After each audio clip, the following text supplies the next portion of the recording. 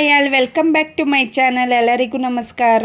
ಇವತ್ತಿನ ಈ ವಿಡಿಯೋದಲ್ಲಿ ನ್ಯಾಚುರಲ್ ಆಗಿ ಹೇರ್ ಆಯಿಲ್ ಮಾಡೋದು ಹೇಗೆ ಅಂತ ಹೇಳಿ ತಿಳಿಸ್ಕೊಡ್ತಾ ಇದ್ದೀನಿ. ಕೂದಲು ಉದ್ದವಾಗಿ ದಪ್ಪವಾಗಿ ದಟ್ಟವಾಗಿ ಬೆಳಿಬೇಕು ಅಂತ ಅಂದರೆ ಮನೆಯಲ್ಲೇ ನಾವು ಈ ರೀತಿನ ಎಣ್ಣೆ ಬೇಯಿಸ್ಕೊಂಡು ಹಚ್ಕೊಳ್ಳೋದ್ರಿಂದ ನಮ್ಮ ಕೂದಲು ಸ್ಟ್ರಾಂಗಾಗಿ ಸಿಲ್ಕಿಯಾಗಿ ಇರುತ್ತೆ. ಇದಕ್ಕೆ ಏನೇನೆಲ್ಲ ಸಾಮಗ್ರಿಗಳು ಬೇಕು ಅಂತ ಹೇಳಿ ನೋಡೋಣ ಬನ್ನಿ. ಬೆಟ್ಟದ ನೆಲ್ಲಿಕಾಯಿ ಒಂದು 1/4 kg ಚೆನ್ನಾಗಿ ಜಜ್ಜಿ ಎತ್ತಿಟ್ಕೊಂಡಿದ್ದೀನಿ.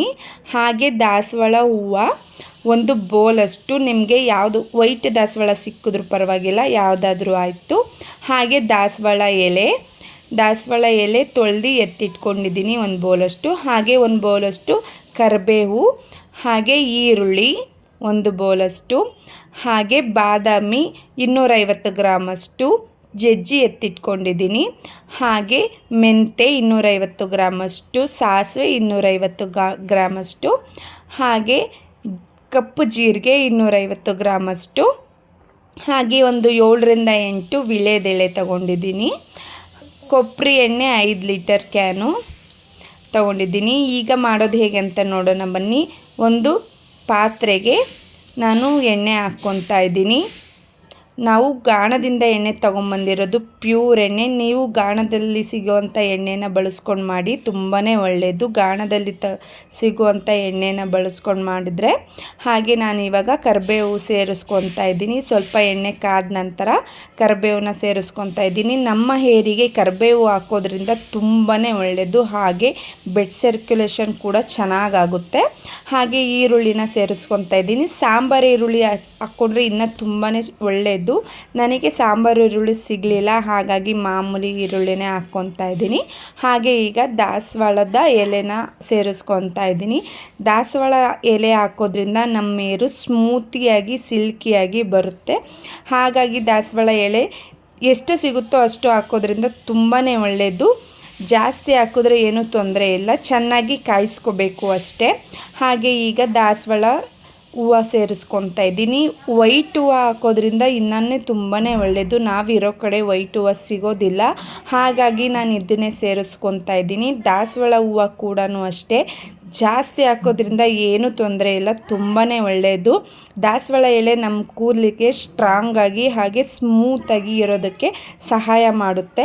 ನಾನೀಗ ಬೆಟ್ಟದ ನೆಲ್ಲಿಕಾಯಿನ ಸೇರಿಸ್ಕೊತಾ ಇದ್ದೀನಿ. ಬೆಟ್ಟದ ನೆಲ್ಲಿಕಾಯಿ ನಮ್ಮ ಕೂದಲಿಗೆ ಡ್ಯಾಂಡ್ರಫ್ ಇರೋದಂತೆ, ಏನು ಡ್ಯಾಂಡ್ರಫ್ ಇಲ್ಲದೆ ಇರೋ ಥರ ನೋಡ್ಕೊಳ್ಳುತ್ತೆ, ಡ್ಯಾಂಡ್ರಫ್ ಎಲ್ಲ ಹೋಗಿಸುತ್ತೆ. ಹಾಗೆ ಬಾದಾಮ್ ಸೇರಿಸ್ಕೊತಾ ಇದ್ದೀನಿ. ಬಾದಾಮ್ ಕೂಡ ಅಷ್ಟೇ, ಬಾದಾಮ್ ಆಯಿಲ್ ಇನ್ನು ಹಾಕ್ಕೊಂಡ್ರೆ ಇನ್ನೂ ತುಂಬಾ ಒಳ್ಳೆಯದು. ನಾನು ಬಾದಾಮನ್ನೇ ಕುಟ್ಟಿ ಹಾಕ್ಕೊತಾ ಇದ್ದೀನಿ.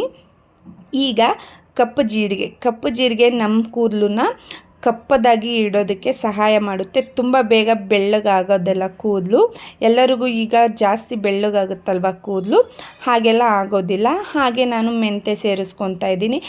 ಮೆಂತೆ ಹಾಕೋದ್ರಿಂದ ನಮ್ಮ ತಲೆ ಕೂಡ ತುಂಬಾ ತಣ್ಣಗಿರುತ್ತೆ, ಕೂದಲು ಉದ್ದವಾಗಿ ಬೆಳೆಯೋದಕ್ಕೆ ಸಹಾಯ ಮಾಡುತ್ತೆ, ಡ್ಯಾಂಡ್ರಫ್ನ ತೊಲಗಿಸುತ್ತೆ. ಡ್ಯಾಂಡ್ರಫ್ ಇರೋರಿಗಂತೂ ಮೆಂತೆ ಹಾಕೋದ್ರಿಂದ ತುಂಬಾ ಒಳ್ಳೆಯದು.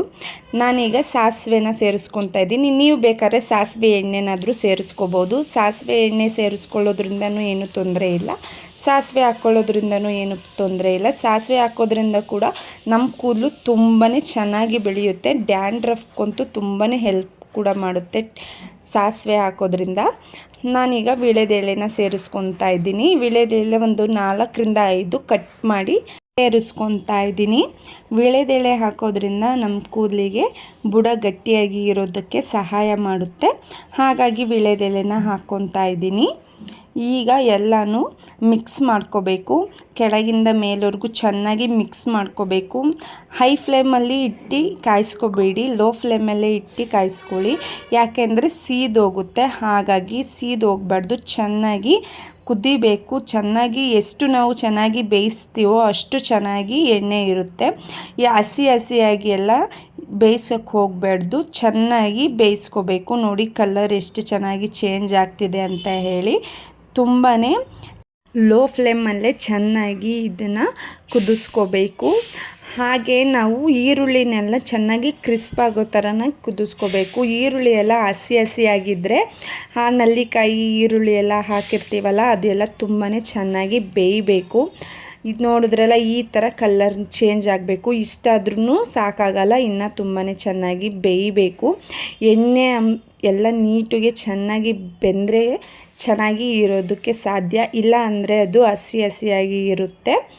ಚೆನ್ನಾಗಿ ನೀಟಿಗೆ ಬೆಂದ ನಂತರ ನೋಡಿದ್ರಲ್ಲ ಎಣ್ಣೆ ಯಾವ ಕಲರ್ ಚೇಂಜ್ ಆಗಿದೆ ಅಂತ ಹೇಳಿ, ಆ ಥರ ಆಗಿರಬೇಕು. ನಾವು ಬರೀ ಎಣ್ಣೆನೇ ಹಚ್ಕೊಳ್ಳೋದ್ರಿಂದ ತಲೆಗೆ ಏನೂ ಯೂಸ್ ಇಲ್ಲ. ಹಾಗೆ ಒಳ್ಳೆ ಆಹಾರ ಕೂಡ ತಗೋಬೇಕು. ನೀರು ತುಂಬಾ ಜಾಸ್ತಿ ಕುಡಿಬೇಕು.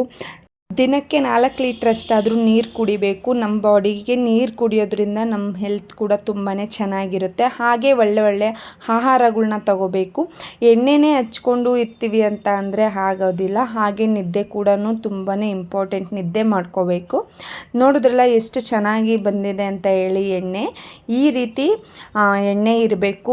ಕಲರ್ ನೋಡಿ ಗ್ರೀನಿಶ್ ಕಲರಾಗಿ ಇದೆ. ಈ ರೀತಿ ಎಣ್ಣೆ ಇದ್ದರೆ ತುಂಬಾ ಒಳ್ಳೆಯದು. ತುಂಬ ದಿನವೂ ಕೂಡ ಇರುತ್ತೆ.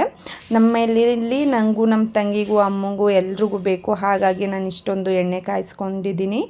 ನಿಮಗೆ ಎಷ್ಟು ಬೇಕೋ ಅಷ್ಟು ಎಣ್ಣೆನ ಕಾಯಿಸ್ಕೊಂಡು ಸ್ಟೋರ್ ಮಾಡ್ಕೋಬೋದು.